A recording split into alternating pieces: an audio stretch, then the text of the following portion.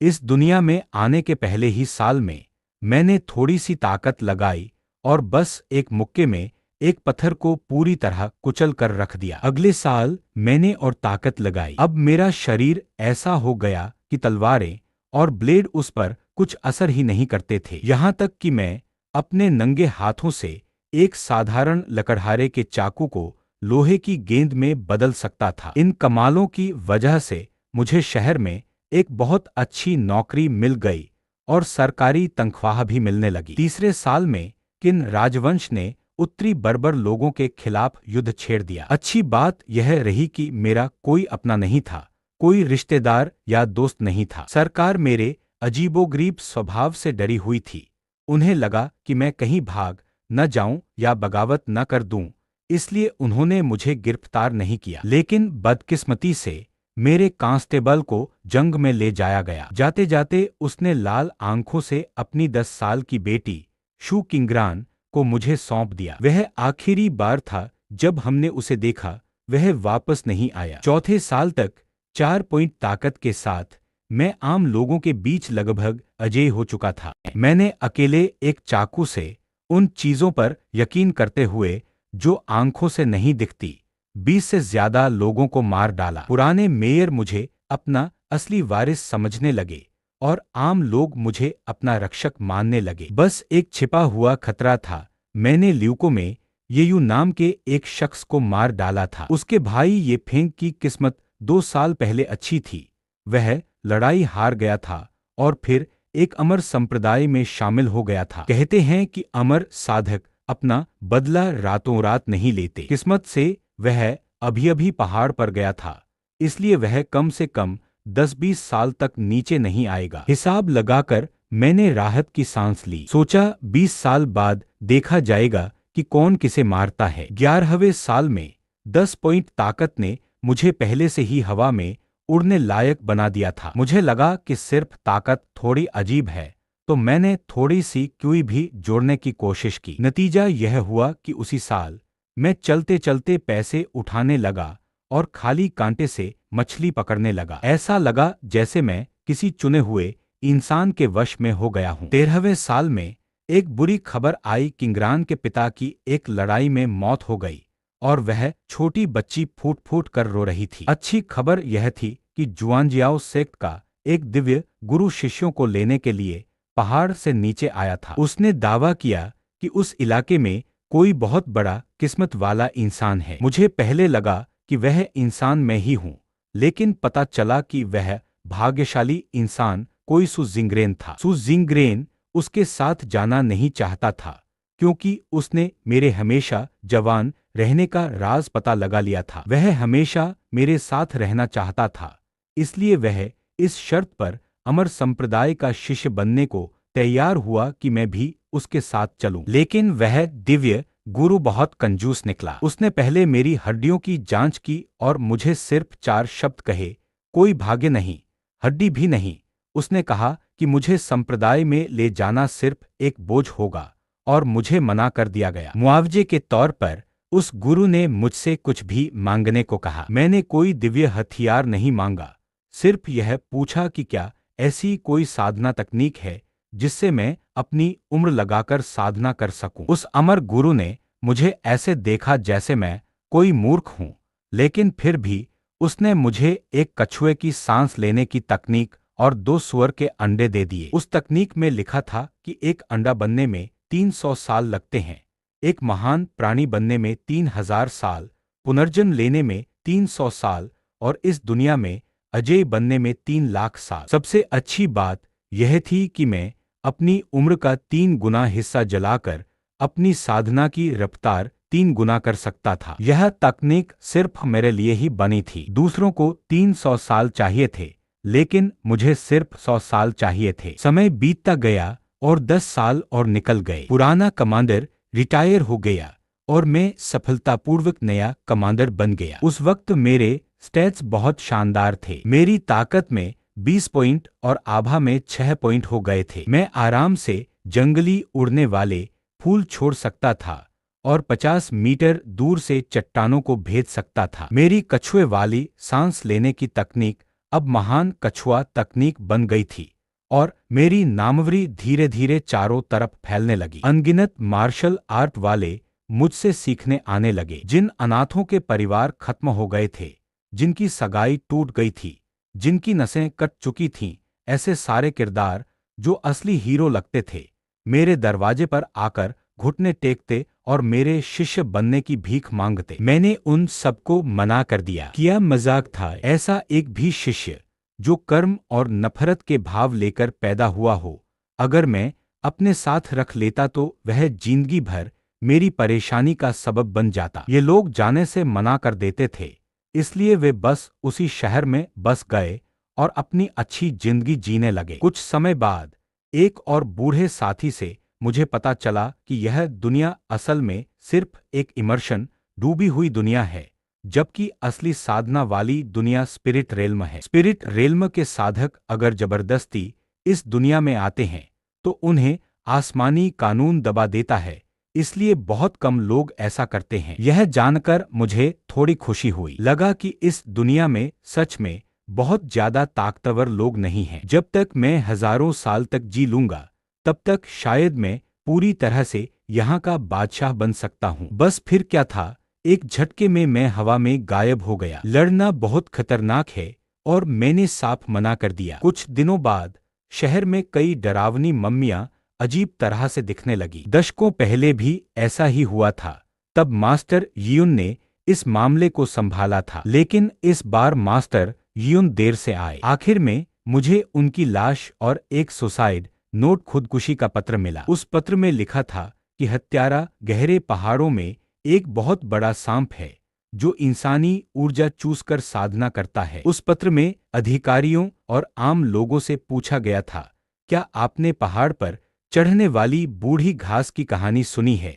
वह बूढ़ी घास में ही था। उस रात मैं अकेले पहाड़ पर गया और उस सांप के पूंछ जैसे पहाड़ के सामने खड़ा हो गया। 25 पॉइंट ताकत के साथ मैंने धीरे से अपना दाहिना मुक्का उठाया और एक जोरदार धमाका हुआ। पूरा पहाड़ गिर गया और धरती फट गई। मेरे एक ही मुक्के से पूरा पहाड़ चकनाचूर हो गया। उस अफरातफरी में 10 मीटर लंबा एक बहुत बड़ा सांप अपनी आखिरी सांसें गिन रहा था। वह बड़ा सांप दहाड़ा, मुझे घमंडी बनने के लिए बस 100 और लोगों की जरूरत थी। तुमने मेरे अमर शिष्यों को मार डाला। क्या तुम्हें भगवान की सजा का डर नहीं है?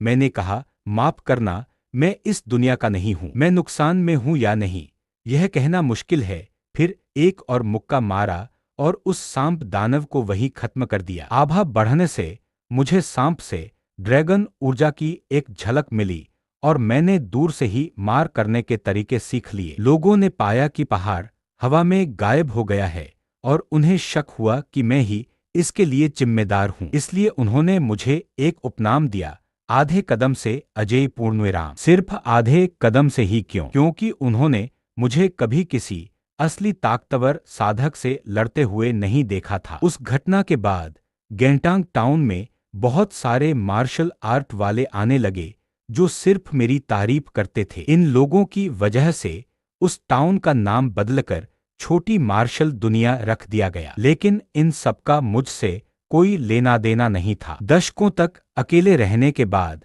बाहरी दुनिया में बहुत उथल पुथल मच गई थी। उस छोटी मार्शल दुनिया पर भी एक बड़ा संकट आ गया। वही ये फेंग जो 30 साल पहले हार कर अमर संप्रदाय में घुस गया था, वापस आ गया। 30 साल बीत चुके थे और अब वह एक दिव्य संप्रदाय का शिष्य था। उसकी ताकत इतनी थी कि वह पहाड़ और नदियां तोड़ सकता था। वह छोटी मार्शल दुनिया में अपने भाई की मौत का बदला लेने आया था। उसने अपनी ताकत से चारों संप्रदायों के लीडर्स को डरा दिया और फिर उसे पता चला कि उस समूह में मेरे जैसा एक बहुत ताकतवर अमर इंसान छिपा है। उसे तुरंत समझ गया कि उसके भाई को मारने वाला शायद मैं ही हूं। चारों बड़े संप्रदायों के लोग मजबूर होकर मेरे घर आए और मुझे जगाने लगे। अकेले रहने के बाद एक असली साधक के खिलाफ यह मेरी पहली लड़ाई थी। मैं शांत रहा क्योंकि पहले दूर से आए मेहमान को परखना जरूरी था। अगर मैं उसे मार नहीं सकता तो उससे बचने में अभी देर नहीं थी। मेरे ताकत के पॉइंट्स अब 35 तक पहुंच चुके थे और मेरी ताकत आम साधकों से कहीं ज्यादा थी। हवा में लटके उस घमंडी ये फेंग के सामने मैं शांत था। उसने कहा, तुमने मेरे सैनिकों को मार डाला, मेरी जमीन बर्बाद कर दी, और अब मैंने तुम सब चिंटियों को खत्म कर दिया है। तुम्हारे पास हमला करने की और भी बहुत वजह है। तुम्हारा मारने का इरादा बहुत ताकतवर है। वह ज्यादा शब्द बर्बाद नहीं करना चाहता था, इसलिए उसने अपना हाथ उठाया और एक उड़ती हुई तलवार मेरी तरफ फेंकी। सब डर गए, लेकिन मैंने बस 2 उंगलियां आगे बढ़ाईं और आसानी से वह तलवार पकड़ ली। फिर अपनी उंगली के एक झटके से उस जबरदस्त ताकत ने ये फेंग को सैकड़ों मीटर दूर उड़ा दिया। मैंने थोड़ी निराशा में कहा, क्या सच में साधक ऐसे ही होते हैं?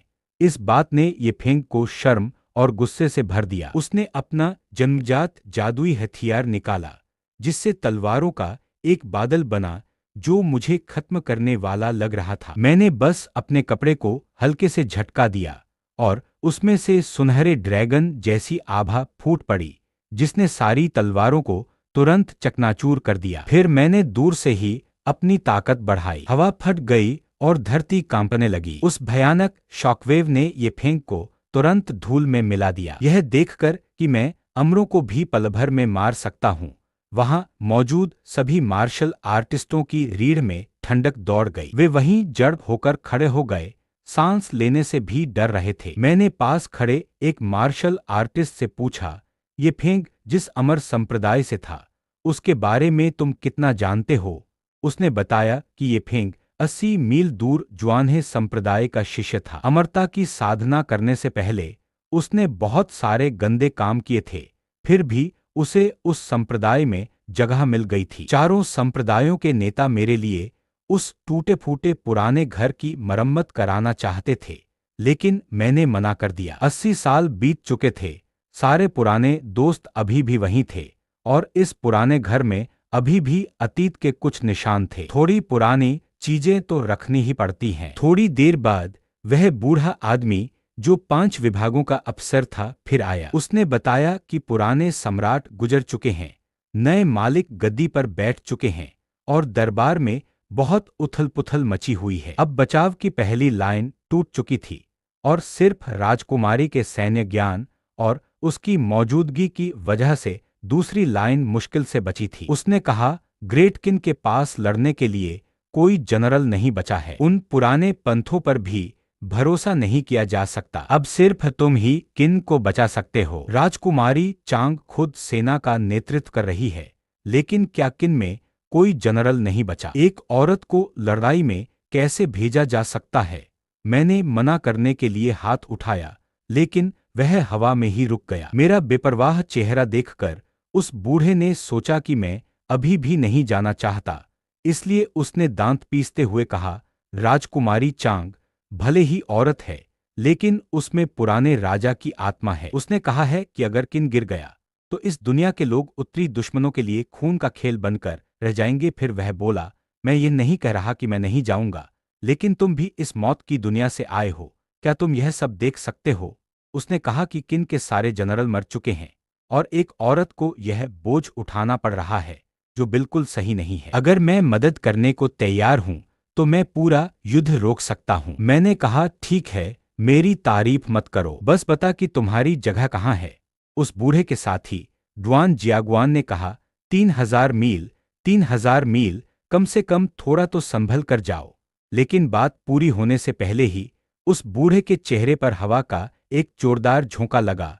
उसकी आंखें खुलना मुश्किल हो गईं। जब उसने फिर से आंखें खोली तो घर में मेरा कोई निशान नहीं था। जमीन पर नीले पत्थर की स्लैब पर सिर्फ 2 पैरों के निशान बचे थे, और हर निशान आधा फुट गहरा था। उधर 3000 मील दूर डुआनक्सिया दर्रे पर युद्ध के मैदान में डूबता सूरज खून की तरह लाल था। अमरों की वह आखिरी दीवार अब गिरने वाली थी। दीवारों और जमीन पर लाशें बिखरी पड़ी थीं। एक फटे हुए ड्रैगन झंडे के नीचे राजकुमारी लियू रुयान खड़ी थी। उसका चांदी का कवच गहरे लाल रंग का हो चुका था, और वह टूटी हुई तलवार का सहारा लेकर हाँफ रही थी। वह किन शाही परिवार की आखिरी शान थी। दर्रे के बाहर काले बादलों ने शहर पर दबाव बना रखा था। हजारों उत्तरी दुश्मन सैनिकों ने अभी तक हमला नहीं किया था, क्योंकि खून की तरह लाल कपड़े पहने एक बूढ़ा आदमी हवा में तैर रहा था। उस बूढ़े आदमी के पैरों के नीचे एक बहुत बड़ा सफेद कंकाल था, जिसमें एक मायरियर सोल्स फ्लिपर अनगिनत आत्माओं वाला पंखा था, और उसके अंदर बहुत सारी गलत काम करने वाली आत्माएं रो रही थीं और हंस रही थीं। उस बूढ़े ने कहा, छोटी सुंदरी, मैं ची यू सेक्ट का एक बुजुर्ग हूं। तुम में थोड़ी बहुत आध्यात्मिक जड़ें हैं। अगर तुम मेरी बात मानकर मेरी शिष्या बन जाओ तो मैं किन के शाही परिवार का एक छोटा सा हिस्सा बचा सकता हूं। नहीं तो आज मैं यह पूरा शहर तबाह कर दूंगा और तुम्हारी आत्माओं को भी नष्ट कर दूंगा।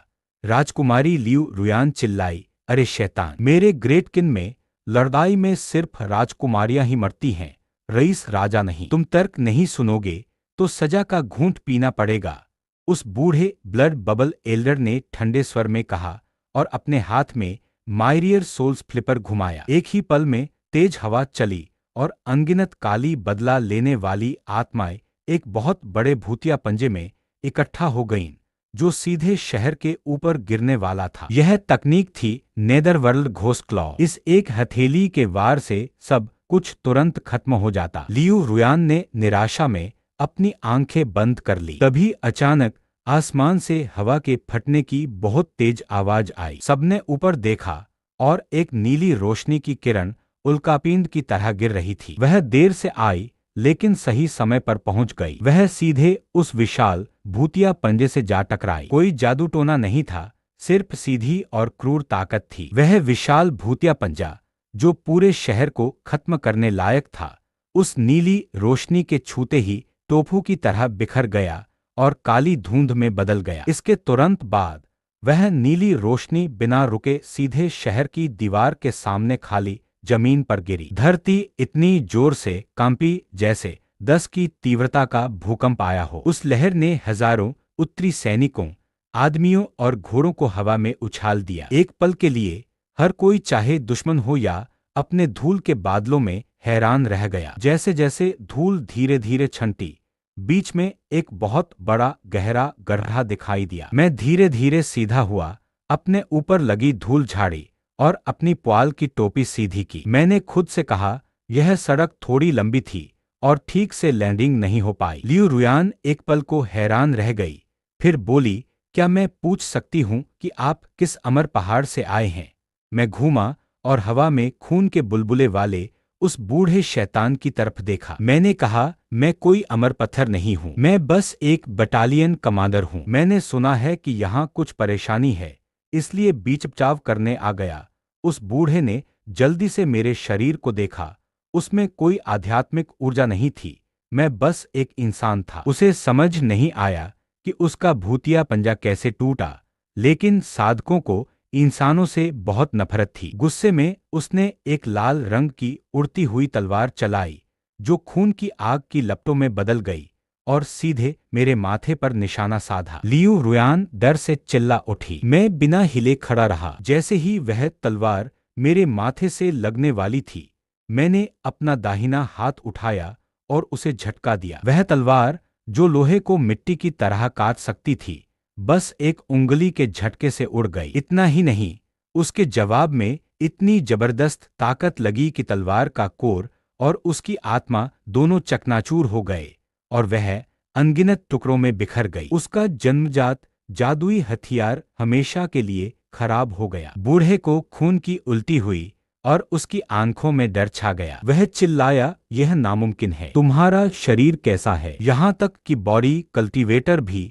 ऐसा नहीं कर सकते कि एक छूने से आध्यात्मिक ऊर्जा टूट जाए। तब मैंने अपने पैर थोड़े मोड़े। मेरे पैरों के नीचे की जमीन तुरंत धंस गई और मैं हवा में 100 मीटर ऊपर उस बूढ़े के सामने जा पहुंचा। यह उड़ना नहीं था, बस कूदना था। उस बूढ़े की पतलियां सिकुड़ गईं। उसके पास बस इतना समय था कि वह अपनी आध्यात्मिक ऊर्जा की ढाल खड़ी कर ले। वह बोला, साथी साधक, मेरी जान बख्श दो। मैं ची यू सेक्ट से हूँ। मेरे चेहरे पर कोई भाव नहीं था। मैंने बिना रुके पूरी ताकत से एक मुक्का मारा। मेरी मुट्ठी ने हवा को इतना दबाया कि एक हवा का तूफान बन गया, जो उसकी ढाल पर जा लगा। वह ढाल कागज की तरह टूट गई। मेरी मुट्ठी बिना किसी रुकावट के उस बूढ़े की छाती में घुस गई और उसके पीछे 1000 मीटर लंबा एक वैक्यूम क्लाउड बना दिया। वह बूढ़ा अपनी छाती के उस बड़े छेद को बड़ी बड़ी आंखों से देखता रहा और गिर गया। मरने के बाद भी उसे समझ नहीं आया कि यह कैसी ताकत थी। फिर मैं आराम से नीचे गिरा और शहर की दीवार पर मजबूती से उतरकर लियू रुयान के सामने खड़ा हो गया। मुझे एक मुक्के में उस साधक को मारते देख उत्तरी सेना में भगदड़ मच गई। सारे सेनापति और सैनिक अपनी जगह छोड़कर भाग गए। पूरा डाकिंग शहर मौत जैसी खामोशी में डूब गया। सभी सैनिक मुझे घूर रहे थे। मैंने भीड़ को नजरअंदाज कर दिया और सिर्फ अपने सामने वाले उस खून से लथपथ इंसान को देखा। लियू रुयान ने खुद को संभाला। उसने गहरी सांस ली और मुझे प्रणाम करते हुए कहा, मेरी जान और देश बचाने के लिए अमर गुरु, आपका बहुत बहुत धन्यवाद। मुझे नहीं पता कि आप अब महान मिंग राजवंश में विश्वास करते हैं या नहीं, लेकिन रुयान पूरे देश की ताकत से आपको इसका बदला चुकाने को तैयार है। मैंने हाथ हिलाते हुए कहा, बदला चुकाने की जरूरत नहीं है। फिर मैंने पूछा, मैं तुमसे कुछ पूछने आया था। बताओ, यह बात तुम जानती हो या नहीं? मैंने जमीन पर पड़े उस बूढ़े की लाश की तरफ इशारा किया। इस आदमी ने कहा कि यह ची यू सेक्ट से है। क्या उस सेक्ट से कोई भविष्य में इसका बदला लेने आएगा? लियू रुयान ने जवाब दिया, ची यू सेक्ट स्पिरिट रेल्म की उत्तरी सीमा पर कैंगिन पहाड़ों में है। स्पिरिट रेल्म और इस दुनिया के बीच कड़े नियम हैं। हालांकि स्पिरिट रेल्म के साधकों के लिए जबरदस्ती नीचे आने के तरीके हैं, लेकिन तब उनकी ताकत बहुत कम हो जाती है। क्या सर को उस सेक्ट से बदले की चिंता है?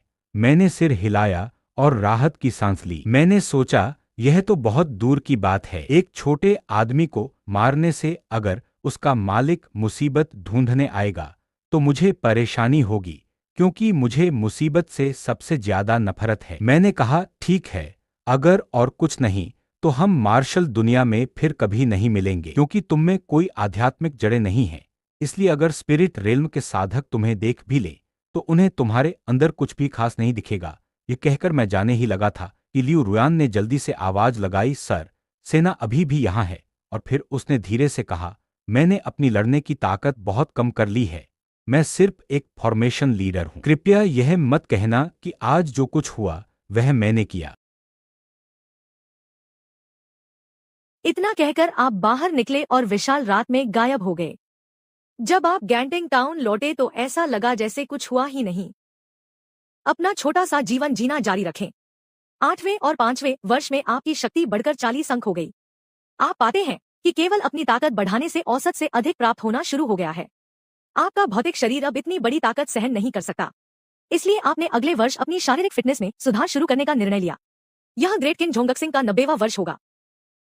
महारानी लियू रुयान ने दुनिया को जीतने के लिए कई प्रयास किए। उसने महल के अंदर एक अचयनित स्मारक बनवाया और हर नए साल में पूजा करने जाती थी। बहुत कम लोग हैं जो जानते हों कि जब आप 10 साल से शहर में तालाब के किनारे मछली पकड़ रहे हों तो वह किसी का इंतजार कर रहा है। आपने संविधान के 5 बिंदु और आभा के 5 बिंदु जोड़े हैं। आपका भौतिक शरीर पहले से ही सर्वोत्तम आभा के समान कठोर है। अब आप खड़े होकर भी जोर से उछल सकेंगे। मुझे लगता है कि यह सिर्फ एक ब्रेकिंग पॉइंट था। हालांकि 95वें वर्ष में आपको गलती से जियांगू लोगों से एक अवशिष्ट नक्शा मिल गया। मानचित्र ने आध्यात्मिक दुनिया की ओर जाने वाले टेलीपोर्टेशन एरे का स्थान दर्ज किया। आपने एक नजर डाली और इसे पुस्तक में जोड़ा, इसे मेज पर ले गए और इसे आध्यात्मिक दुनिया में ले गए। मैंने सुना है कि वहां इतने सारे स्वर्ण अमृत है कि पूरा मैदान कुत्तों के पार्क जैसा है। आप चेन दायरे में बैठे हैं। आप भूमिहीन पूर्वज हैं। यदि आप आध्यात्मिक दुनिया में जाते हैं तो आप एक चींटी होंगे जिसे यदि आप नहीं मारेंगे तो अन्य लोग कुचलकर मार सकते हैं।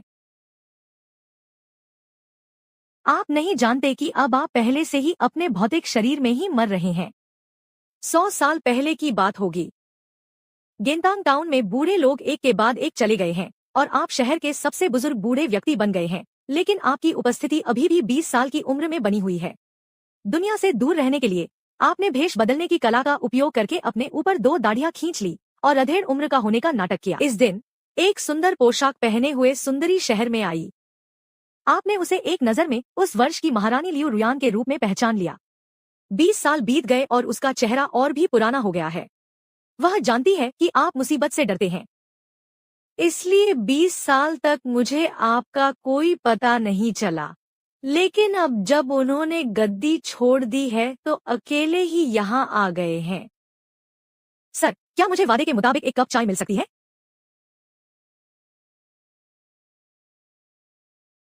तब उसने न तो आपको वास्तविक रूप से बचाया था और न ही उसने एक मुक्के से दुश्मन को झटका दिया था। वे दोनों पुराने दोस्तों की तरह थे जो एक दूसरे को कई सालों से जानते थे। शहर में फसल के बारे में बातें करना, पड़ोस के घर से बिल्ली के बारे में बातें करना। इस समय वह अब सर्वशक्तिशाली साम्राज्ञी नहीं है और आप अब विशेषज्ञ होने का दिखावा नहीं कर सकते। इस समय आप केवल 2 सितारे हैं जो नश्वर दुनिया में संक्षिप्त रूप से मिलते हैं। अंत में लियू रुयान शहर में बस गए। उसने आपके बगल में एक छोटा सा आंगन खरीदा और हर दिन फूल और घास उगाता था। वह कभी कभार आपके यहाँ भोजन करने आया करता था। उन्होंने कभी भी आपकी साधना के बारे में नहीं पूछा और आप अदालत के पुराने मामलों का उल्लेख न करने पर मौन रूप से सहमत हो गए। कस्बे के लोगों का कहना है कि आखिरकार पुराने मेयर की किस्मत चमक गई। यह आपके शेष जीवन को फिर से बिताने के बारे में है। यह सुनने के बाद आप बिना समझाए या इनकार किए बस मुस्कुराए, क्योंकि आप जानते हैं कि एक नश्वर जीवन का शेष जीवन बहुत छोटा है। पहले 15 साल, पिछले 15 वर्षों में आपने अपनी शक्ति को 50 बिंदु तक और अपने संविधान को 20 बिंदु तक बढ़ा लिया है।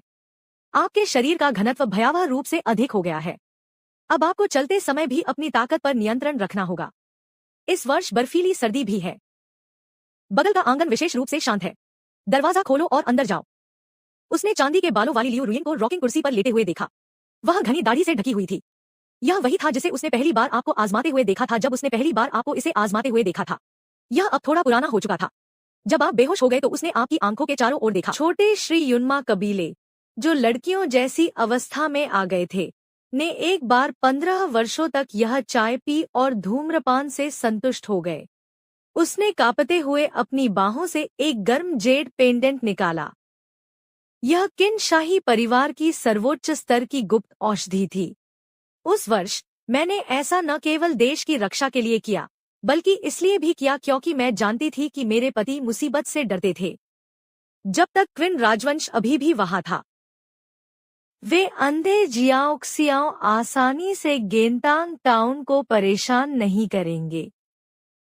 अब मुझे जाना होगा। मैं बहुत भाग्यशाली हूं कि मैं जीवन भर अपने पति का साथ निभा सकी। महान साम्राज्ञी का बर्फ में चेहरे पर मुस्कान के साथ निधन हो गया। आप बिना कुछ समझे बहुत देर तक बर्फ में खड़े रहे। आखिरकार आपने उसकी कब्र के सामने एक कप गर्म चाय डाली। अपने अगले जीवन में किसी सम्राट के परिवार में जन्म न लें और किसी अमर व्यक्ति से न मिले। किसी ऐसे व्यक्ति को ढूंढने जिसके साथ आप अपना शेष जीवन बिताना पसंद करते हैं। 120वें वर्ष में आपको एक बार फिर एक अकारण घबराहट महसूस हुई, डर के कारण नहीं, बल्कि इसलिए क्योंकि ऐसा लग रहा था कि दुनिया आपको अस्वीकार कर रही है। आपकी शक्ति इतनी प्रबल थी कि आप हर सांस के साथ इसे दूर कर सकते थे। यह आसपास की दुनिया की आध्यात्मिक बुद्धिमत्ता को बाधित करेगा। आपको अपनी सांसों पर नियंत्रण रखने के लिए अधिक सावधान रहना होगा। आप पूरे दिन आध्यात्मिक बुद्धि मानचित्र के साथ टूटी हुई मेज के सामने तब तक बैठे रहते हैं जब तक कि आकाश फट न जाए। गेंतांग टाउन के ऊपर का आसमान सचमुच टूट गया है। टूटे हुए दर्पण की भांति एक विशाल काला भंवर दिखाई देता है। इससे भी बुरी बात यह है कि आप दुनिया की इच्छा के निष्कासन को महसूस करते हैं। यह निम्नस्तरीय मानचित्र अब आपको एक पूर्ण विकसित चरित्र को समायोजित नहीं कर सकता है। छाया की रोशनी आकाश से उतरती है। वे जबरन आरोहण की रोशनी है। भले ही आप इच्छुक हो या न हो, दुनिया आपको बाहर निकाल देगी। यह स्थान बदलने और कुत्ता बने रहने का समय है। आपने आह भरी और गेंतांग टाउन की ओर पीछे मुड़कर देखा। यह जगह आपकी 120 साल पुरानी यादें संजोए हुए है। आप घर लौट आए और मेज के कोने से तस्वीर का ग्रे टुकड़ा निकाला, फिर लियू रुयान द्वारा छोड़े गए जेड पेंडेंट को पहन लिया। अंत में आपने अवैध सामान से भरा छोटा पैकेज उठाया और शून्य में चिल्लाया, उड़ना बंद करो, मैं अपने आप चलूंगा। एक समय में एक कदम उठाएं और उस विशाल दरार की ओर बढ़ने के लिए स्मृति की रोशनी का अनुसरण करें। जिस समय आप इस दुनिया को छोड़ने वाले थे, आप घूमे और गेंतांग टाउन की दिशा में चले गए और एक नरम सुनहरी रोशनी ने पूरे शहर को ढक लिया। यही कारण था कि आपके पास शहर में रहने के लिए आभा के 5 बिंदु थे। 100 वर्षों तक उनके लिए अच्छे मौसम के बाद यह आखिरी बार होगा जब मैं धर्म कबीले पर दस्तक दूंगा। प्रकाश की एक चमक के साथ आपकी आकृति पूरी तरह से सन्नाटे में गायब हो गई। गेंटिंग शहर के लोगों ने घुटने टेक दिए और प्रणाम किया। उनके चेहरे से आंसुओं की धारा बह रही थी। शहर के प्रवेश द्वार पर पत्थर की पट्टिका पर एक अज्ञात पंक्ति जोड़ी गई थी, यह स्थान सीमित है। मिंग्यू 5 साल की है। आपके सामने का दृश्य लगातार बदल रहा है। जब आप दोबारा अपनी आंखें खोलते हैं तो आपके चारों ओर आध्यात्मिक ऊर्जा इतनी समृद्ध होती है कि यह लगभग आपका दम घुटने लगती है। यह आध्यात्मिक जगत में अमर साधकों के लिए एक पवित्र स्थान है। यह एक कमजोर और मजबूत शूरा क्षेत्र भी है। आप एक विशाल स्वर्गारोहण मंच पर खड़े हैं जो विभिन्न वस्त्र पहने हुए भिक्षुओं से घिरा हुआ है। परंतु जब उन्होंने तुम्हें देखा तो वे सब हक्के बक्के रह गए। मानव जगत में निर्जीव लोग इतने सामान्य क्यों दिखते हैं और उनके शरीर में कोई आध्यात्मिक परिवर्तन क्यों नहीं होते? तुमने थोड़ा घबराने का नाटक किया और गर्दन सिकोड़कर धीमी आवाज में उससे पूछा, भाई, चावल की पकौड़ी खाकर क्या कर रहे हो? आपका प्रश्न सुनने के बाद अंतरिक्ष यान मंच के आसपास मौजूद भिक्षुओं ने एक दूसरे की ओर देखा और अंत में जोर जोर से चिल्लाने लगे, लाल युझू? वह उत्तर में जांगिंग पर्वत के बाहर राक्षस संप्रदाय है, एक साधारण प्राणी जो क्यूई का अभ्यास भी नहीं कर सकता। मौत की तलाश करना इतनी जल्दी नहीं है ना? ऐसा संभवतः इसलिए है क्योंकि उसने निचले क्षेत्र में चियो संप्रदाय के दूत को नाराज कर दिया है। जो बदकिस्मत गोली आप पर जबरन चलाई गई, उसने उनके उपहास को नजरअंदाज कर दिया। आपने अभी अभी पैकेज से एक निश्चित मात्रा में सोना निकाला और उसे एक भिक्षु को सौंप दिया जो सबसे अधिक हंसा। भाई, क्या आप मुझे सामान्य दिशा निर्देश दे सकते हैं? मोटल के विचारों को देखकर मोटे किसान ने अपने होंठ सिकोड़ लिए, लेकिन फिर भी उसने लापरवाही से इशारा किया। उत्तर से 3 लाख मील उत्तर में सबसे भारी यिन और काले बादलों वाला स्थान है। लेकिन मैं तुम्हें सलाह देता हूं कि तुम वहां मत जाओ। आपकी रेड बुल जनजाति जीवित लोगों से आत्माएं लेने के लिए प्रसिद्ध है। यह पतली त्वचा और कोमल मांस पूरे शरीर को छोड़ने में भी सक्षम नहीं हो सकता है।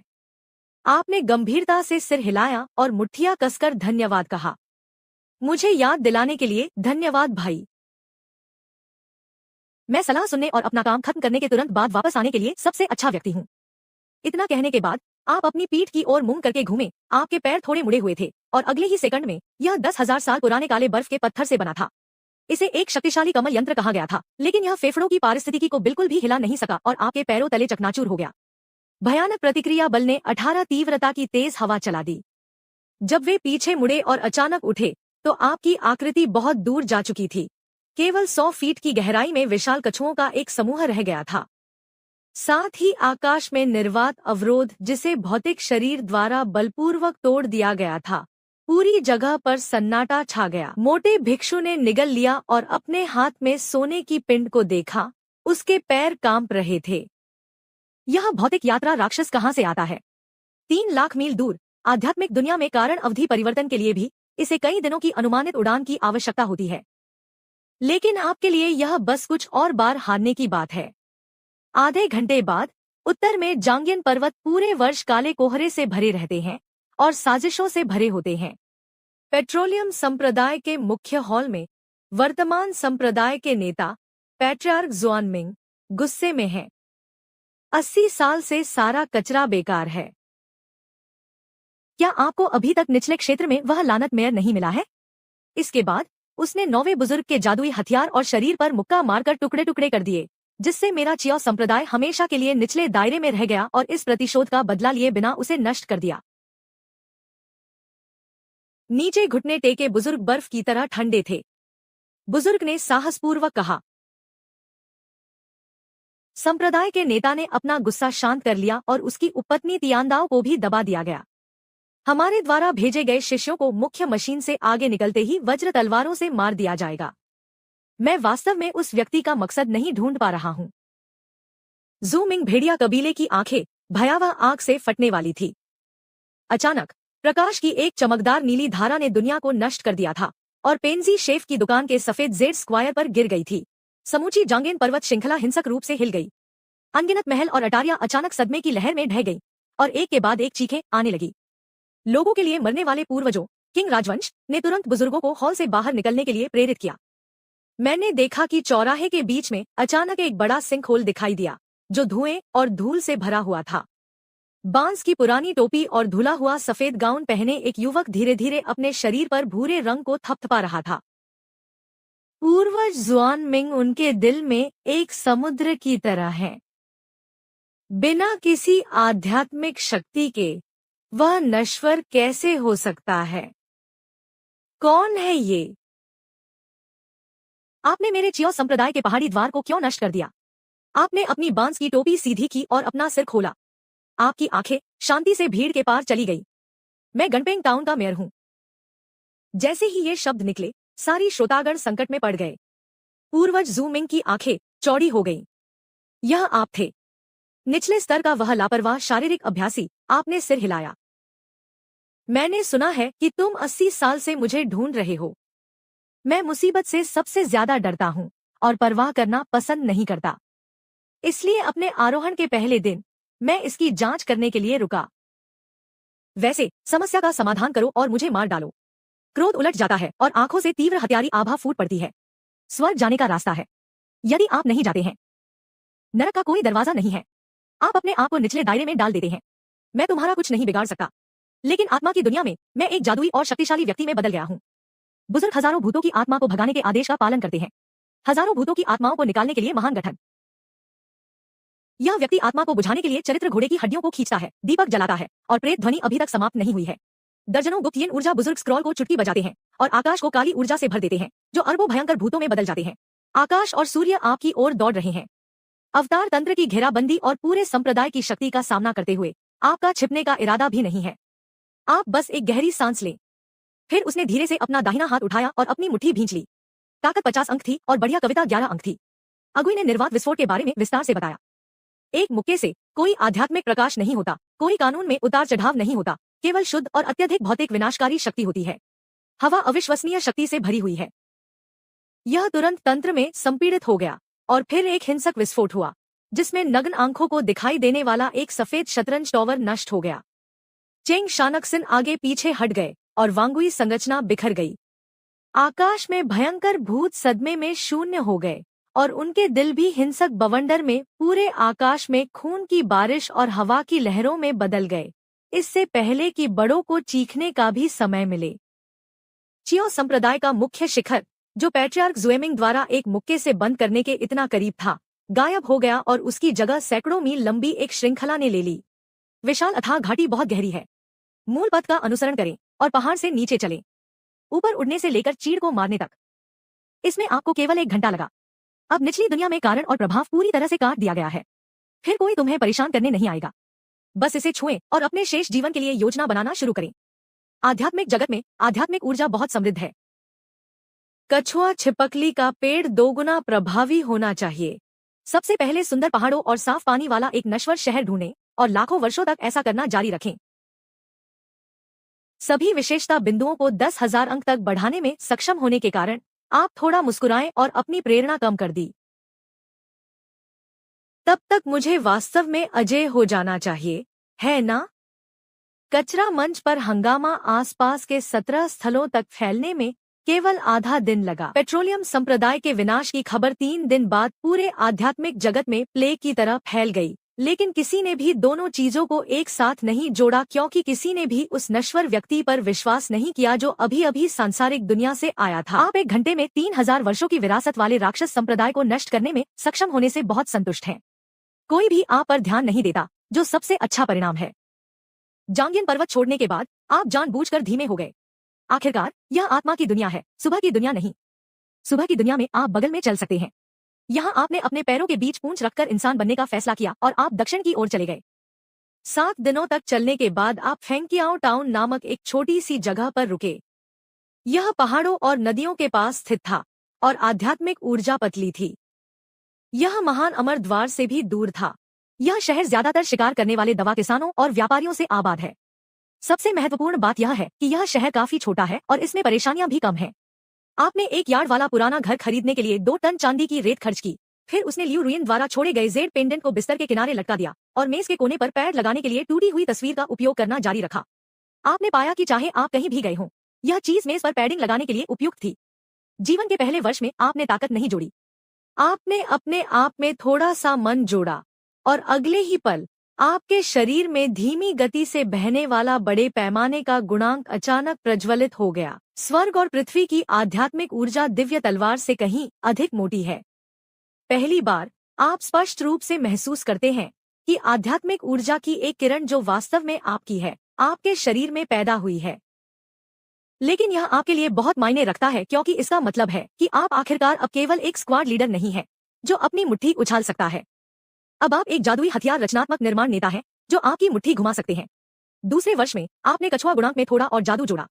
आध्यात्मिक दुनिया की आध्यात्मिक ऊर्जा की प्रशंसा के तहत यह फिर से बदल गया। यह अब केवल एक साधारण कछुआ प्रणाली नहीं रह गई है, बल्कि एक नए जादू में बदल गई है। आपने इसे जुआनवू अमरता सूत्र नाम दिया। नाम भी बड़ा दबंग और असर भी बड़ा दबंग। यह न केवल पशु तत्व को कुशलतापूर्वक साधना स्तर में परिवर्तित कर सकता है, बल्कि आपकी ऊर्जा, रक्त और मन को गहराई से संपीड़ित भी कर सकता है। सीधे शब्दों में कहें तो यह आपके कुत्ते के लिए अधिक उपयुक्त है। तीसरे वर्ष में आपने सज्जन को फैलाने का प्रयास किया। जैसे ही सज्जन बाहर फैले, पूरा फेंगजियाओ टाउन आपके हाथ की हथेली में ताबूत की तरह आपके दिमाग में स्पष्ट रूप से प्रतिबिंबित हुआ। आपने पूर्व में टोफू बेचने वाली विधवा को गुप्त रूप से अगले दरवाजे वाले लोहार को अचार पहुंचाते हुए देखा। आपने वेस्ट स्ट्रीट पर एक नशेड़ी को अपनी पत्नी द्वारा छिपाए गए निजी धन को खोते हुए देखा। आपने पिछवाड़े में दरार भी देखी। पुराना टीम लीडर हिसाब किताब पकड़कर आहें भर रहा था। आपने चुपचाप इसे वापस ले लिया। सज्जन व्यक्ति बहुत कुछ जानता है और यह भी एक प्रकार की परेशानी है, लेकिन परेशानी कोई ऐसी वैसी बात नहीं है, क्योंकि यह आपको उसे परेशान करने वाली लगती है। ठीक आधे महीने बाद फेंगकियाओ शहर के बाहर से एक 3 अंगूठी वाला भेड़िया दानव आया। बूढ़ा मेयर और 1 दर्जन पुलिसकर्मी शहर के द्वार पर खड़े थे। तुम्हारे पैर कांप रहे थे। आप भीड़ के पीछे खड़े थे। आप कार्रवाई नहीं करना चाहते थे, लेकिन भेड़िया राक्षस ने आपके आंगन की दीवार पर हमला कर दिया। तुमने एक ही बार में उसका आधा हिस्सा काट लिया। आप 2 सांसों के लिए चुप थे। फिर आप आगे बढ़े और उसके सिर पर मुक्का मारा। पूरे शहर ने उसे मार डाला। पुराने मेयर, उन्होंने मौके पर ही आपके लिए घुटने टेक दिए। आप उसकी समीक्षा करें और ध्यान से समझाएं कि आप वहां से गुजरने वाले एक अजनबी हैं। लेकिन अगली सुबह झेंग मिंगवेन अनायास एक पट्टिका ले आता है और आपके घर का दरवाजा बंद कर देता है। पट्टिका पर 5 सूप के पासे लिखे हुए हैं, कृपया गठन के नेता बने। आप दरवाजे पर खड़े हुए और बेहद परिचित पट्टिका को देखा। सब चुप हो गए। आपका आरोहण निकट आ रहा है। आप मूल रूप से साजिश को जारी रखने के लिए स्थान बदलना चाहते थे, लेकिन आप फिर से जासूस बन गए। आपने 3 बार तर्क करके सिद्ध किया। वे 3 दिन तक घुटनों के बल बैठे रहे। आखिरकार आपने राहत की सांस ली और नौकरी स्वीकार कर ली। वैसे भी आपके पास शहर के प्रबंधन का अनुभव है, इसलिए आध्यात्मिक दुनिया में आपकी पहली आधिकारिक पहचान फेंगकियाओ टाउन के नए मेयर के रूप में बनी। जब यह खबर फैली तो आसपास के कई शहर हैरान रह गए, क्योंकि किसी ने भी इसे नहीं देखा था। एक कैदी जिसने सांजी लैंग्याओ को एक मुक्के से मार डाला, वह जल्द ही फेंगकियाओ शहर में प्रसिद्ध हो गया, और जल्द ही प्रसिद्ध हो गया, जिससे नई मुसीबतें आ गईं। एक के बाद एक कई अजीब लोग शहर में आए। वहाँ एक युवक है जिसकी पीठ पर एक विशाल तलवार है, जिसकी पीठ पर एक उजाड़ चेहरा है। एक युवा लड़की है जिसका उसके दुश्मनों द्वारा शिकार किया जा रहा है और वह खून का झगड़ा कर रही है। और एक लड़की जिसके हाथ में टूटी डेंटियन है। काले कपड़े पहने युवा जो 30 साल के अनुबंध के बारे में बात करते रहते हैं। जब आप उनके परिचित नायक चेहरों को देखते हैं तो आपकी पलकें झपक जाती हैं। आपने मौके पर ही गठन के प्रवेश द्वार पर एक नया चिन्ह लगा दिया। संकेत पर केवल एक वाक्य लिखा था, यह गठन शिष्यों को स्वीकार नहीं करता है। मुझे कोई आपत्ति नहीं है, मैं आपसे शादी करने का आग्रह नहीं करता, मैं आपके चेहरे पर थप्पड़ नहीं मारता। हर कोई भ्रमित दिखता है, केवल आप ही जानते हैं कि यह कितना महत्वपूर्ण है। यह एक औपचारिक नियम है, लेकिन यह अफसोस की बात है कि इस तरह की चीज का आमतौर पर नायक के टेम्पलेट पर कोई बाध्यकारी बल नहीं होता है। आध्यात्मिक जगत में 5वां वर्ष। सफेद कपड़ों में एक महिला फेंगकियाओ टाउन में आई। जब वह शहर में दाखिल हुई तो बर्फबारी हो रही थी और सड़क पर चलने वाले लोग उसकी तरफ देख रहे थे, क्योंकि वह बहुत सुंदर और बहुत बूढ़ी थी। उसके पीछे 8 अजीब और शक्तिशाली अभिभावक थे। शहर के ओझाओं ने एक नजर में ही उन्हें उपदेश संप्रदाय के संत के रूप में पहचान लिया। जो व्यक्ति घटनास्थल पर दिखाई दिया वह आंगन में जलाऊं लकड़ी काट रहा था। जब आपने यह नाम सुना तो पहली बार आपके हाथ में कुल्हाड़ी चल गई। जल्द ही आंगन के दरवाजे पर हल्की दस्तक हुई और दरवाजे के बाहर से एक परिचित लेकिन अपरिचित आवाज आई, श्रीमान। आप बहुत देर तक चुपचाप वहीं खड़े रहे और आखिरकार चलकर आंगन का दरवाजा खोला। शू किंगरान का चेहरा अब भी वैसा ही था, लेकिन उसकी आंखें पहले की तुलना में बहुत गहरी थी। उसने आपकी ओर देखा। मेरी आंखें थोड़ी लाल हैं। मैं 100 वर्षों से अधिक समय से आपकी तलाश कर रहा हूं। आपने उसकी ओर देखा और फिर उसके पीछे आजीवन मास्टर हूं की ओर देखा। बस यहां आओ, तुम इतने सारे लोगों के साथ क्या करने जा रहे हो? यह मैं नहीं हूं जो परिवार समर्थक सदस्यों का नेतृत्व करना चाहता हूं। बल्कि उन्हें ही इसका अनुसरण करना चाहिए। आपने भौहें सिकोड़ ली और जान गए कि बाद में परेशानी होने वाली है। आपने आंगन में उसका स्वागत किया। आठों अभिभावक उनका पीछा करना चाहते थे, लेकिन उन पर नजर डालने के बाद दूर का दरवाजा धमाके के साथ बंद हो गया। आठों लोगों के हाव भाव एक साथ बदल गए, क्योंकि उन्होंने पाया कि वे दरवाजा धक्का देकर खोलने की हिम्मत भी नहीं जुटा पा रहे थे। आंगन में चाचा वास्तव में पत्थर की मेज पर बैठे थे और तुम्हें चुपचाप चाय बनाते हुए देख रहे थे। उन्होंने आपसे यह नहीं पूछा कि आप पिछले वर्षों में कैसे रहे। आपने उनसे यह नहीं पूछा कि वह चेंजी से आज तक कैसे पहुंचे, क्योंकि आप सभी जानते हैं कि इन 100 वर्षों से अधिक समय में आराम करना असंभव है। चाय बनने के बाद सुजिनरान ने चाय का कप पकड़ा और धीरे से कहा, अभी भी ऐसा कोई रास्ता नहीं है जिससे यह चीज बदल सके। अतीत में मैं केवल चेन जी की परेशानी से डरता था। अब तो आध्यात्मिक जगत में भी परेशानियां शुरू हो गई हैं। किताब मुस्कुराने के अलावा कुछ नहीं कर सकती। यह मुस्कान बिल्कुल उस 10 साल की लड़की की तरह है जो रोई थी और आपकी आस्तीन पकड़ ली थी। हंसी केवल एक क्षण तक चली और उसकी जगह थकावट ने ले ली।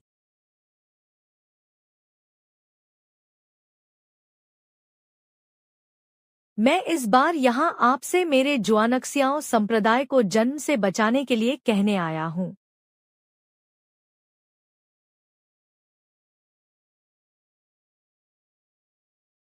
तीस साल पहले अंतिम संप्रदाय के नेता ने झोंगझू तियानमिंग मंडप के साथ मिलीभगत की और एक प्राचीन सम्राट की कब्र खोलने के लिए मेरे भाग्य का उपयोग करना चाहते थे।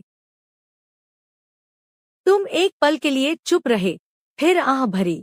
मैं जानता था कि यदि आप नायक का खाका अपनाएंगे तो यह बुरा होगा। सर, क्या पछताना बहुत मुश्किल है? थोड़ा, लेकिन ज्यादा नहीं। शू ने वास्तव में अपना सिर नीचे कर लिया और अपने मुंह के कोनों को थोड़ा ऊपर उठा लिया। वह जानता था कि इस वाक्य का अर्थ वास्तव में कोई पछतावा नहीं है। इसी समय अचानक आंगन के बाहर से एक ठंडी चीख सुनाई दी। जवान आदमी, सर्दियों की शुरुआत में एक आदेश है, कृपया तुरंत कबीले में लौट आएं। यदि आप अज्ञात मूल के इस नश्वर प्राणी के साथ फिर से उलझते हैं तो न सुनने के लिए मुझे दोष न दें। मैं चाय खत्म न करने का आग्रह करने लगा। मैंने अभी तक चाय भी नहीं पी है। आपने सिर हिलाया और चाय का कप नीचे रख दिया। वह यही था और मुसीबत दूर नहीं थी। जैसा कि अपेक्षित था, तीसरे दिन दोपहर के समय तियानमिंग मंडप से लोग पहुंचे। वह काले कपड़े पहने एक अधेड़ उम्र का व्यक्ति था जो आया था। उन्होंने सीधे तौर पर कार्रवाई नहीं की, क्योंकि वह जुआनजियाओ संप्रदाय के बुजुर्गों की तुलना में अधिक सतर्क है। वह संरचना के बाहर खड़ा था और 3 मील दूर आप पर अपना हाथ रखा। तियानमिंग मंडप के मालिक के आदेश के तहत जो बियाओ निर्दोष ताओवादी मित्र से संक्षिप्त स्पष्टीकरण मांगने आया। मुझे लिखना पसंद नहीं है। साथी ताओवादी, क्या आप जानते हैं कि शू किंगरान की एक नियति और एक इच्छा है जो एक प्राचीन मकबरे के उद्घाटन से संबंधित है? यह उसकी इच्छा है और यह सुनना आपका काम नहीं है। साथी ताओवादी, क्या आपको तियानमिंग पवेलियन का दुश्मन बनना होगा? यह संभव नहीं है, लेकिन तुम्हें मेरे दरवाजे पर आना होगा और यह कहना होगा। अब बस इतना ही। शहर के बाहर सन्नाटा था। झोफी ने स्पष्ट रूप से आपसे इतनी सीधे बात करने की उम्मीद नहीं की थी। थोड़ी देर बाद वह अचानक अहंकार से हंस पड़ा। हमारा तियानमिंग मंडप 70,000 वर्षों से झेंगझौ में स्थित है और झेंगझौ संघ की महान उपलब्धियों की तुलना दोनों हाथों के कौशल से नहीं की जा सकती। अगर आप में कुछ क्षमता है तो भी क्या आप आकाश से प्रतिस्पर्धा कर सकते हैं? जब तुमने यह सुना तो तुमने सिर उठाया और आकाश की ओर देखा। जब मैं पहले सांसारिक दुनिया में था, ऐसे लोग भी थे जिन्होंने मुझसे ऐसी ही बातें कहीं और बाद में वे सभी मर गए। झोफी के चेहरे पर मुस्कान धीरे धीरे गायब हो गई और अगले ही पल उसकी आस्तीन से 3 कान से जीवन लौट उड़ गए और जीवन लौट हवा में लंबे हो गए। पूरे शरीर को ढकने वाले झंडू में बदलकर झंडू के ऊपर का आकाश घूमता है और जीवन के पहिए आपस में जुड़ जाते हैं। यही भाग्य मंडप की सफलता का साधन है। गद्दार वादा छोड़ देता है और लोगों के जीवन की संख्या बदल देता है। फेंगकियाओ टाउन के ऊपर का आसमान अचानक उदास हो गया। मैं केवल अचेतन अवस्था में महसूस कर रहा था, मानो मेरी आत्मा मरोड़ने वाली हो। मैं वास्तव में उठकर आपके पास आया और धीमी आवाज में कहा, सर, सावधान रहें, यह वास्तव में एक गुप्त तकनीक है।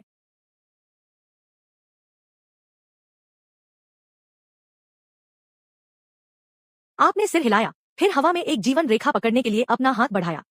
झोफी की पुतलियां अचानक सिकुड़ गईं, क्योंकि वह जीवन रेखा बेशर्म होनी चाहिए थी और केवल आध्यात्मिक विचारों से ही खींची जा सकती थी। लेकिन अब इसे आप रस्सी की तरह खींच रहे हैं। इसे शून्य से बाहर निकाला गया। यह बात भाग्य की है। आपने इसे 2 बार देखा और सोचा कि यह थोड़ा नाजुक है, इसलिए यदि आप अपने हाथ पर थोड़ा सा बल लगाएंगे तो पूरा शहर वहीं रह सकता है। उसकी छाती और फेफड़े घास की तरह हो गए थे और उसने अचानक बड़े मुंह से खून की उल्टी कर दी। यह असंभव था। वह नियति की तलवार को एक हाथ से कैसे छू सकता था? आपने अपनी उंगलियां चटकाईं और यह दिलचस्प लगा। यह पता चला कि यह क्यून और नियति का उपयोग है। यह सुनने के बाद झो बियाओं को ठंड लग गई, क्योंकि उसे अचानक एहसास हुआ कि वह अब अपना चीरा नहीं पकड़ रहा था, बल्कि रक्तदान कर रहा था। एक व्यक्ति जो पहली बार डेस्टिनी ट्री के संपर्क में आया था, वह उसे देखकर ही अपने नंगे हाथों से चमकीले धागे को खींच सकता था। यह अब कोई ऐसी चीज नहीं है जिसका वर्णन कोई राक्षस कर सके। यही सच्चे अर्थों में कला है। यदि वह रुकने और मुड़ने की हिम्मत नहीं करता है, तो वह घोड़े को तोड़ने वाला हैंडस्टैंड करना चाहता है। आप बिना उठे बस अपनी उंगली के झटके से वहीं बैठ जाते हैं। अनजाने ऊर्जा की एक शक्ति 3 मील के आकाश से गुजरी और झोफी का पूरा शरीर उसके मूल देवता की जीवन प्लेट सुरक्षात्मक बालों के साथ हवा में एक गेंद में विस्फोट हो गया और दाग पूरी तरह से गायब हो गए। इस दिन के बाद फेंगक्याओ स्टेशन पूरी तरह से शांत था। अब किसी की भी उसके पास जाने की हिम्मत नहीं हुई। यहाँ तक कि गुजरने वाले पक्षी भी जानबूझकर इधर-उधर टहलने लगे। आखिरकार आपको लंबे समय से खोई हुई शांति मिल गई, लेकिन आप यह भी जानते हैं इस तरह की चुप्पी लंबे समय तक नहीं टिकेगी, क्योंकि झोफी ने अपनी मृत्यु से पहले ही झोंगझू को खबर भेज दी थी। निश्चित रूप से आधे महीने बाद तियानमिंग पवेलियन के 3 प्रमुख डिडक्शन मास्टर्स ने एक ही समय में इस बारे में बात करना शुरू कर दिया कि वे आपकी उत्पत्ति का पता कैसे लगाना चाहते हैं। मैं आपके भाग्य की गणना करना चाहता हूँ। मैं आपके और सुजिंग लोगों के बीच कारण और प्रभाव की गणना करना चाहता हूँ। जैसे ही पहले ग्रैंड मास्टर ने खाली जगह देखी तो अचानक ही उसका खून बहने लगा। दूसरे ग्रैंड मास्टर के पास सीमा से बाहर शब्द कहने का भी समय नहीं था। उसके हाथ और शरीर सभी टुकड़े टुकड़े हो गए। तीसरा सबसे खराब था। उसने कटौती के लिए मजबूर किया और गैंटांग शहर गया और एक पत्थर की गोली देखी जिस पर 5 शब्द लिखे थे। यहाँ एक दिल है जो टूटे हुए दिल के बिना है, और फिर वह पागल हो गया। तियानमिंग मंडप चीनी लोगों से भरा हुआ है। मंडप के मास्टर ने व्यक्तिगत रूप से आदेश दिया कि जो लोग आदेश पारित करने में विफल रहते हैं, उनकी गिनती नहीं की जानी चाहिए, उनके साथ खिलवाड़ नहीं किया जाना चाहिए, और जो आदेश की अवहेलना करते हैं, उन्हें तियानमिंग मंडप से निष्कासित कर दिया जाना चाहिए। इन लोगों के पास कोई रणनीति क्यों है? आखिरकार शु किंगरान को आपके सामने बैठकर आपको धीरे धीरे चायदानी में पानी डालते हुए देखकर राहत मिली। आपने आंगन के बाहर सूर्यास्त को देखा। शु किंगरान फुसफुसाए, सर, आप आगे क्या करने जा रहे हैं? पहले जीना और इंतजार करना जारी रखें, कुछ और विशेषता बिंदु जोड़े, और जब मैं इतना मजबूत हो जाऊंगा कि कोई मुझे हरा नहीं सकता, तो मैं अधिक सहज महसूस करूंगा। मेरा क्या? उसकी ओर देखो। आप चाहें तो उसे रख सकते हैं, लेकिन पहले आपको सहमत होना होगा। मैं यहाँ शिष्यों को स्वीकार नहीं करता, न ही पवित्र पुस्तकों को स्वीकार करता हूँ। मैंने आंखें झपकाईं। मैंने क्या कहा? मैंने इसके बारे में सोचा। जो केवल भोजन मात्र है उसे स्वीकार करना बुरा नहीं है। शु क्विंगरिन चौंक गया और अंततः धीरे से हंसा। आत्मा की दुनिया में आने के बाद से यह उसके लिए हंसने का सबसे आसान समय था। इसलिए फेंगक्याओ टाउन में जल्द ही एक नई अफवाह फैल गई। मैंने सुना है कि मेयर के बगल में सफेद पोशाक वाली लड़की इतनी शक्तिशाली और डरावनी है कि वह मेयर के सामने एक शांत छोटी पत्नी की तरह दिखती है। जब आपने यह सुना तो आपके हाथ से चाय लगभग गिर ही गई। आप मूल रूप से समझाना चाहते थे, लेकिन फिर आपने इसके बारे में सोचा और समझाने में बहुत आलसी थे। वैसे भी मनुष्य अपना मुंह बंद नहीं रख सकते। उनसे यह अनुमान लगाने के लिए कहने के बजाय कि क्या आप एक प्राचीन शरीर अभ्यासी हैं, बेहतर होगा कि उन्हें यह अनुमान लगाने दे कि आप अपने बाद के वर्षों में खिल रहे हैं या नहीं। कम से कम उत्तरार्ध इतना डरावना नहीं लगता। आध्यात्मिक दुनिया के 10वें वर्ष में आपकी ताकत बढ़कर 55 अंक हो गई है, आपका संविधान बढ़कर 25 अंक हो गया है, और आपका मन 5 अंक तक बढ़ गया है। आपका जीवन अनुभव हजारों मील के दायरे को कवर करने में सक्षम है, और आपका भौतिक शरीर वास्तव में एक ऐसे स्तर पर पहुंच गया है जिसे आप समझा भी नहीं सकते। उस रात आप आंगन में मुक्केबाजी का अभ्यास कर रहे थे, और आपने अचानक ही आकाश में मुक्का मारा, और हजारों मील दूर से गुजर रहा एक छोटा सा भाग्यशाली सितारा आपके द्वारा हवा के माध्यम से टूट गया। आकाश में अग्नि का विस्फोट देखकर आप संक्षिप्त चिंतन में पड़ गए। लानत है, क्या मैं कुछ ज्यादा ही दूर की सोच रहा हूँ? पेड़ वास्तव में बरामदे पर खड़ा है और चुपचाप आपको आकाश में देख रहा है। आपने जो कहा वह थोड़ा जरूरतमंद लगता है। इसके बारे में गंभीरता से सोचो, है ना? फिर मैं भविष्य में जितना संभव हो सके उतना कम कहने का प्रयास करूंगा।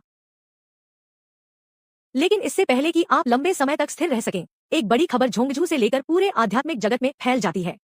प्राचीन सम्राट मां पहले ही प्रकट हो चुकी थी, और कब्र का दरवाजा खोलने वाली चाबियों में से एक है। यह शु किंगरान में नियति की आभा है। उसी समय Tianming pavilion, great wilderness holy land, Benyao mountain और वुलियांग स्वॉर्ड संप्रदाय की 4 सेनाओं ने एक नोटिस जारी किया कि शू किंगरान की पेशकश करने वाला कोई भी व्यक्ति उसका अनुसरण नहीं करेगा। जैसे ही आप पवित्र कलाकृति देखते हैं जो कोई भी 2 लोगों के साथ सो सकता है, जू यिझो का स्थान, संपूर्ण आध्यात्मिक दुनिया हिलने लगती है। आप इनाम सूची को देखते हैं जो अभी गठन के प्रवेश द्वार पर पोस्ट की गई है, और आप लंबे समय तक चुप हैं और फिर खुशी से जियाओशू को देखते हैं। चलो इसके बारे में बात करें। नायक की राक्षसी भावना से ग्रस्त होना वास्तव में परेशानी भरा है। योनेकावा को बख्श दिया गया, तो अब क्या करें? आपने अपना सिर नीचे किया, बाइंडिंग पैटर्न को फाड़ दिया, इसे एक गेंद में घुमाया और इसे ब्रेजियर में फेंक दिया। आग की रोशनी आपकी हिलने की शक्ति और आपके शांत और अत्यधिक शांत चेहरे को प्रतिबिंबित करती है। मुझे क्या करना चाहिए? क्या वे मुझे ढूंढने की कोशिश नहीं कर रहे हैं? फिर उन्हें अंदर न आने दे। आप धीरे से उठे और राख को अपनी आस्तीन पर थपथपाया। जैसे ही आपने कहा कि आप जाना चाहते हैं, आप चले गए। बेतरतीब ढंग से उठकर तुम्हारे पीछे हो लिया। एक कदम आगे बढ़ाते हुए किंगरान की आंखों में अचानक एक गहरी अनुभूति हुई, जिससे खून बहना बंद हो गया। आध्यात्मिक दुनिया में भिक्षुओं के लिए इसे जीवन भर में पूरा करना संभव नहीं हो सकता है, लेकिन आपके लिए इसका मतलब बस कुछ और बार कूदना है। आधे घंटे बाद अंकल मिगुएल वास्तव में तियानमिंग मंडप के पहाड़ी द्वार के बाहर खड़े थे। यहाँ के पहाड़ शतरंज के मोहरों की तरह थे, आसमान में भूत उड़ रहे थे और 99 तरफ की छतें बादलों के समुद्र में ऊंची लटकी हुई थी। यह वास्तव में एक परी जैसा माहौल था और पहाड़ी द्वार पहले ही खोला जा चुका था। कोई गठन नहीं है, कोई घात नहीं है और कोई जानलेवा इरादा नहीं है। केवल एक सफेद बालों वाला बूढ़ा आदमी पहाड़ के गेट के सामने अकेला खड़ा इंतजार कर रहा है। तुम्हारे चाचा ने खुशी से उसकी ओर देखा और धीमी आवाज में कहा, यह तियानमिंग मंडप का मालिक है। लिनसेन, जब आप उस बूढ़े शिक्षकाओं को देखते हैं तो आपको लगता है कि वह झोबियाओं की तुलना में अधिक आकर्षक है। कम से कम उसने यह नहीं कहा कि वह सामने आते ही उसकी नकल करना चाहता था। लिनसेन ने आपको गहराई से नमन किया। निर्दोष साथी ताओवादी, मैं लंबे समय से इंतजार कर रहा था। आपने उस पर नजर डाली। क्या आप गणना करने में सर्वश्रेष्ठ नहीं है? यदि तुम भूल जाते हो तो मैं भाग क्यों नहीं जाता? लिनसेन ने कड़वी मुस्कान दी, क्योंकि गणना के एक पृष्ठ के बाद मुझे केवल एक ही चीज समझ में आई।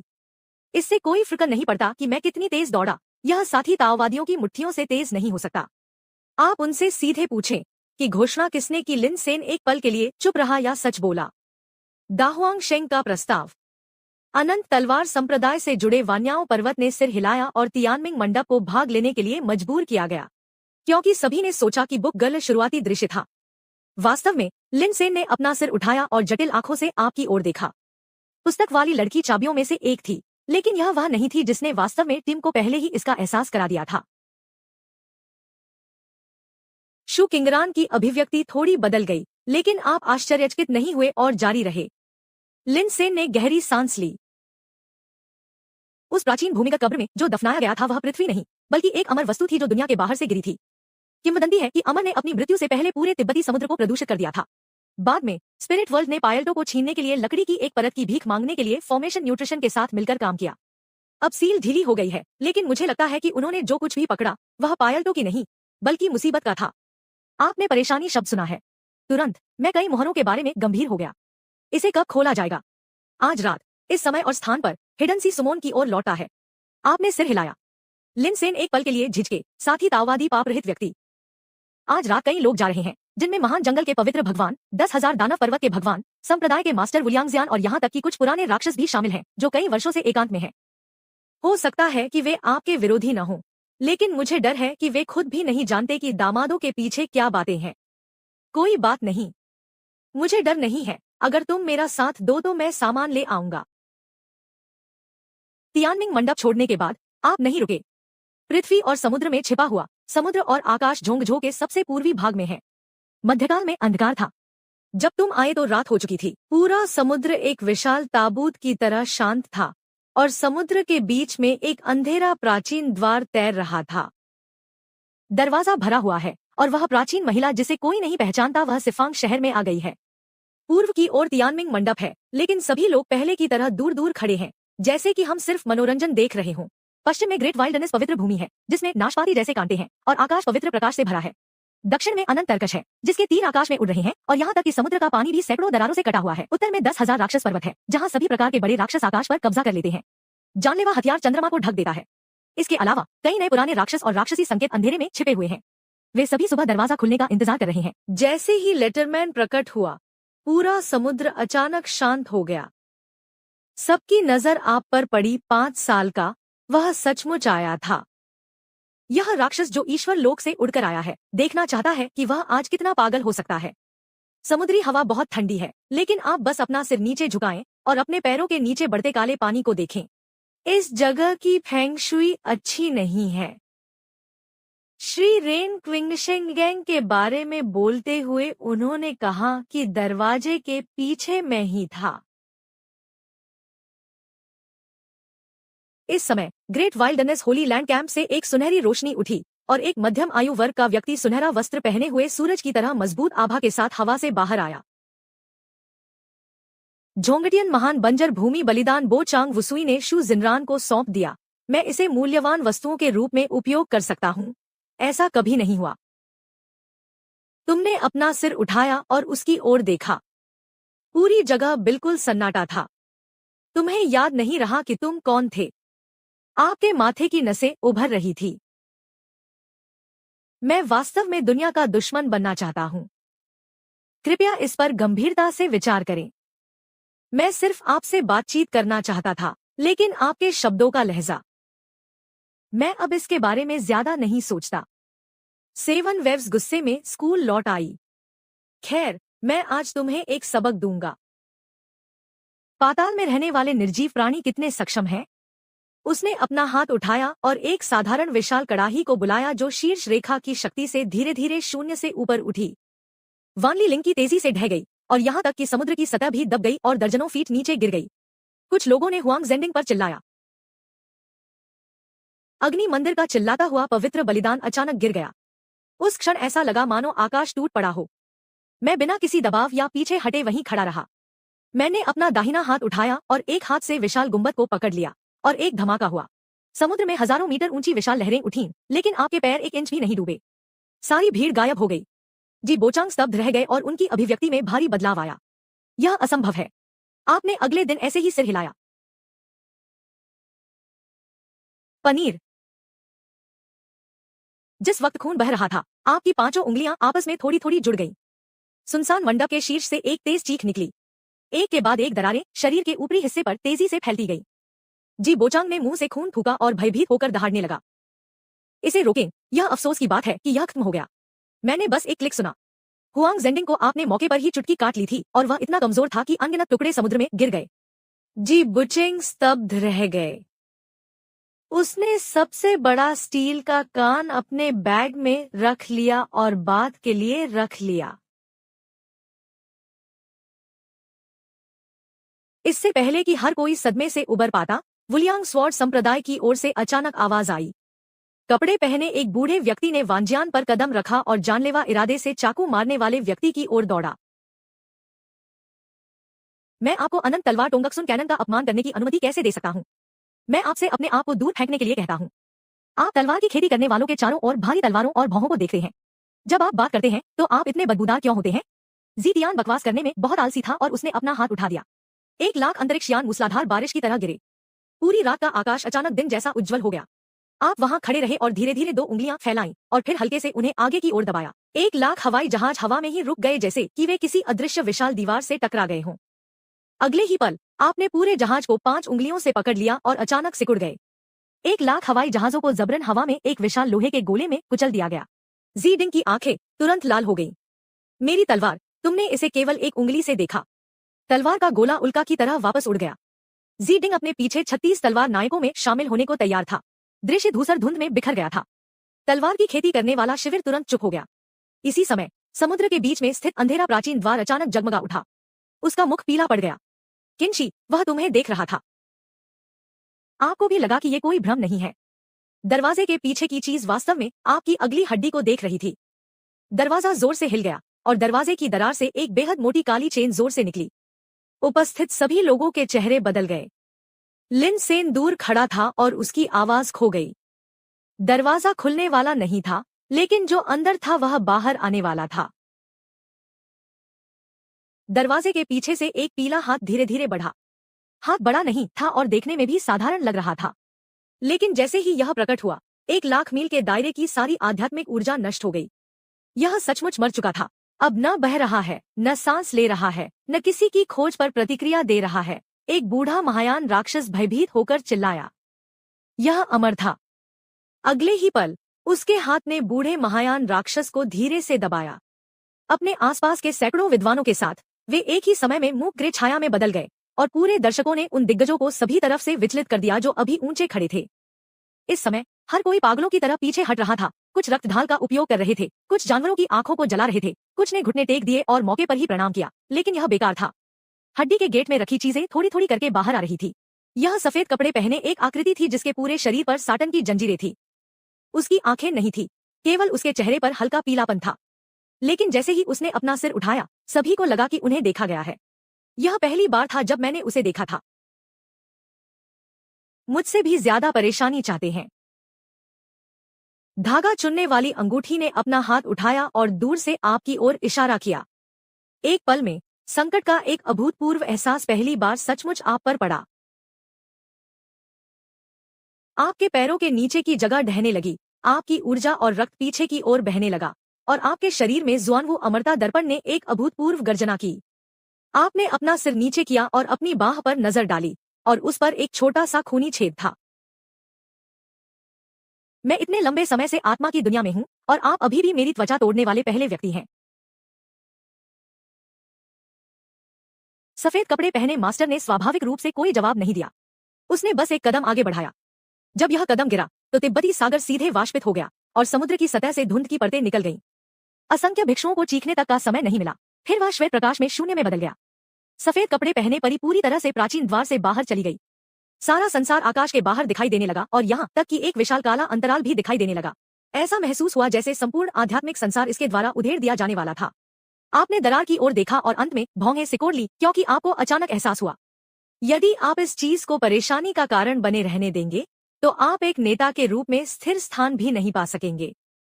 ये सोचकर तुमने आह भरी। आप बाहर जाकर बहुत ज्यादा बातें करना चाहते थे। यह फिर से ब्रेसेस लगाने में क्यों बदल गया? किताब ने आपकी ओर देखा और अचानक धीरे से फुसफुसाया,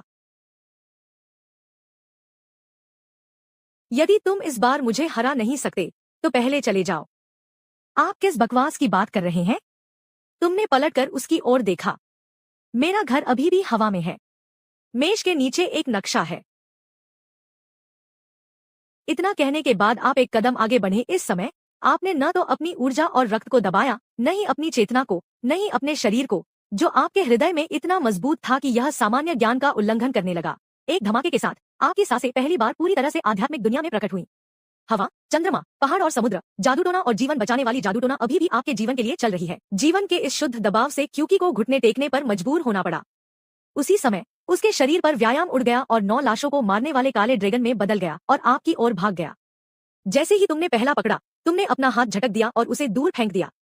दूसरे काले ड्रैगन को आपने सीधे उड़ा दिया था, तीसरे को आपकी लात से तोड़ दिया गया था और चौथे को आपकी कमर के चारों ओर लपेटा गया था, लेकिन आपके पास इसे आधा कसने का ही समय था। फिर आपने उन्हें बलपूर्वक तोड़ने के लिए अपने पेट की मांसपेशियों का उपयोग किया। दूर से युद्ध देख रहे भिक्षुओं के एक समूह ने देखा कि उनकी खोपड़ी सुन्न हो गई है। दुनिया बिखर गई और फंस गई। यह कैसा राक्षस है? श्वेत अमर शव ने अंततः छिपना बंद कर दिया। उसने अपना हाथ उठाया और आसमान की ओर मारा। आकाश में दरार अचानक चौड़ी हो गई। दरार की गहराइयों से अनगिनत अजीब काली परछाइयां उभर आईं, मानो वे इस मौके का फायदा उठाना चाहती हों। ली मिंगजी और लिन सेन इतने स्तब्ध थे कि वह दरवाजे से गाड़ी चला रहे थे और 7 ओझाओं को अंदर लाना चाहते थे। जब आपने सीमा से बाहर शब्द सुने तो आप थोड़ा रुके और फिर अचानक आपको वे 2 शब्द याद आ गए जो भाई तियानिंग द्वारा निकाले जाने पर समाप्त नहीं हुए थे। जिवाई ने मूल रूप से जो कहा वह यह था कि सफेद कपड़े पहने अमर गुरु ने स्पष्ट रूप से आपकी शपथ पर ध्यान दिया था। वह अचानक पत्र लेखक के सामने आ गया और हाथ बढ़ाकर उसकी भौहें पकड़ ली। विशेषता व्यक्ति भर्ती आभा स्वचालित रूप से विस्फोटित हो गई और अनगिनत प्लैटिनम श्रृंखलाओं में बदल गई। इसे अवरुद्ध करने की सख्त कोशिश की गई, लेकिन अमर गुरु के सामने यह अभी भी बहुत कमजोर थी। आपकी आंखें तुरंत ठंडी हो गईं। अगले ही पल आप गायब हो गए। नहीं, इसलिए नहीं कि वह गायब हो गया, बल्कि इसलिए कि वह इतनी तेज थी कि हर किसी की नजरों में उसका मतलब खो गया। इसलिए नहीं कि वह गायब हो गई, बल्कि इसलिए कि वह बहुत तेज थी। जब आप प्रकट हुए तो आप पहले से ही जियांशी के पीछे खड़े थे और आपका दाहिना हाथ उसकी छाती में डाला हुआ था। पूरी दुनिया फिर से शांत हो गई। सफेद रंग के जियांशी ने धीरे से अपना सिर नीचे किया और अपनी छाती पर खुले हाथ को देखा। तुम अपने हाथ में रात जैसी अंधेरी गेंद पकड़े हुए हो। यह मांस और खून की सांस नहीं, बल्कि एक धड़कता हुआ शव है। पहली बार तुम्हें महसूस होता है कि तुम्हारा हाथ गर्म हो रहा है।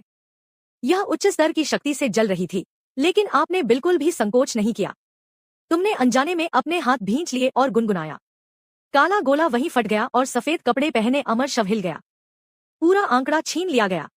उसके शरीर को सहारा दे रही तेज रोशनी तेजी से खत्म होने लगी, लेकिन वह तुरंत नहीं मरा। चेहरे की विशेषताओं के बिना उसके चेहरे ने धीरे धीरे मुंह की तरह एक दरार खोली और एक कर्कश आवाज सीधे आपके दिमाग में गूंज उठी। यह पता चला कि यह आप ही थे। आप मुझे वेचैट के माध्यम से जानते थे, आप नहीं। वही व्यक्ति इतना शोर मचाने वाला था कि उसकी आवाज रुक रुक कर आती थी और उसकी शारीरिक शक्ति एकदम से आक्रमण करने लगती थी। आपने कहा कि आपने कोई प्रश्न नहीं पूछा और फिर सफेद कपड़े पहने जवान चुप हो गया। एक सुंदर आदमी ने आखिरकार केवल 4 शब्द ही छोड़े।